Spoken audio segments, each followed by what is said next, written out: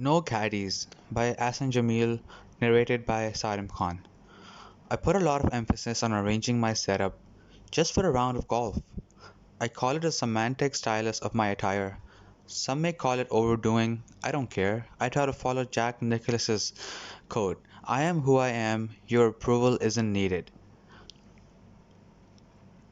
My chauffeur is ready at 4 a.m. She sets the golf kit, trolley, and the Vigo to go. He is already informed what color scheme I would be wearing, so he places matching sunglasses, twinning golf shoes, and an Apple Watch, bug repellent, and sun blocker ointments next to my seat. He makes sure a fully charged speaker, bottles of water, Gatorade, and nitroglycerin are stocked in my golf kit. He further adds a matching glove to the collection. He then waits for me. I am usually awake by 2 or 3 a.m. I read or write at that time. Waking up early also provides me an opportunity to submit to the Almighty. By 4:30 a.m., I step onto the porch in perfectly paired attire to go to the golf club. Socks to cap, belt to boots, and hand towel to sleeves. Reverently stylish. On top of that, relevant shades and a smiling face. It's those little pleasures that fill my day with great gratitude. My jubilant is apparent through my outlook, and so is the enthusiasm. Playing excellent golf is not solely in my hand, but looking good at the course is. I appreciate each breath and am grateful for each second that I am living.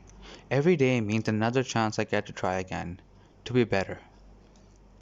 If the foot of the trees were not tied to earth, they would be pursuing me, for I have blossomed so much. I am the envy of the gardens. By Rumi. A caddy awaits us at the golf course. He takes the kit and follows me to T1. The crew is there. If someone were late, we would briefly wait for him.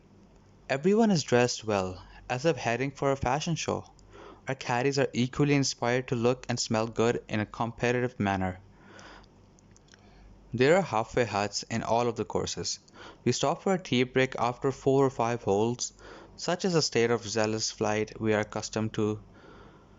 A match of luxury, fashion, and etiquette runs along the birdies, pars, and bogeys in this flight. Golf is more than just a sport. It's all the fine delicacies that come with it that make it worth relishing. The peaceful environment, jam-packed with veteran minds, all itching to tell their tales. I'm in the United States these days. Nature is so fond of the North American continent that it was quite spendthrift during its creation. It gave them everything in abundance, and they also tried to add more with their craze with machines and heights. Truly an abundance of riches. There are so many golf clubs everywhere. No caddies. Mostly golf carts attempt to be the replacement. They work well. Caddies only carry our bags. Carts carry us too. Nowadays, our phones, with the help of golf apps like GolfShot and SwingU, give us the course layout, distance, wind, direction, speed, etc. More or less, golf is golf, caddy or no caddy. Performance of the human mind and hand has its advantages, and technology has its own. Golfers will play golf with or without aids. You may have robotic or manual assistance, but a bunker shot is a bunker shot. Not all golfers acquire the perfect skill of a bunker shot. Pros, amateurs, and general players all have many stories of their bunker bunks.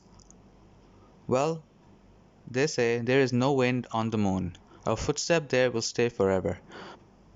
Well, I haven't been to the moon, but no wind can rake a bunker had I been there. Course and golf gear aside, it's the player's mood at that moment that counts. Win or lose, good moods always make memorable moments. After all, it's the story that comes with the game that enriches our lives.